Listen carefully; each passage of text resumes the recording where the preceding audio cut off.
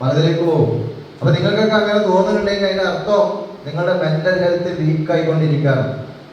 നിങ്ങൾക്കൊരു പല്ലുവേദന വന്ന് അല്ലെങ്കിൽ കയ്യിനോ കാലിനോ ഒടിവ് പറ്റി കഴിഞ്ഞാല് നിങ്ങൾ വീട്ടിലിരിക്കുവോ? നിങ്ങൾ എന്ത് ചെയ്യും? അത് ചികിത്സിക്കാൻ പോവില്ലേ? ആണോ അല്ലേ? ഒരു പല്ലുവേദന നിങ്ങൾ എത്ര ദിവസം സഹിക്കും? പല്ലുവേദന നല്ല വേദനയാണ്, അത്യാവശ്യം നല്ല വേദന.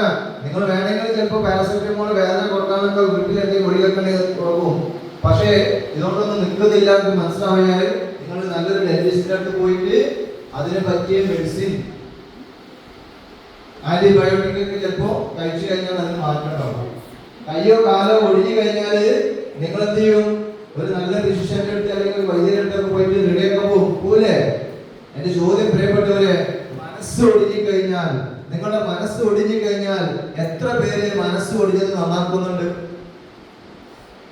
നിങ്ങളൊക്കെ മനസ്സ്, എത്രയോ ആളുകളുടെ മനസ്സ് ഒടിഞ്ഞിട്ടുണ്ട്, പക്ഷെ അത് നേരാക്കുന്നില്ല. നേരാക്കാൻ എന്താ സംഭവിക്കുക? വീണ്ടും വീണ്ടും അപകടത്തിലേക്ക് പോകും.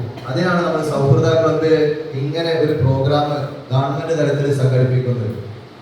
അതിനൊരു കോർഡിനേറ്ററാണ് നമ്മൾ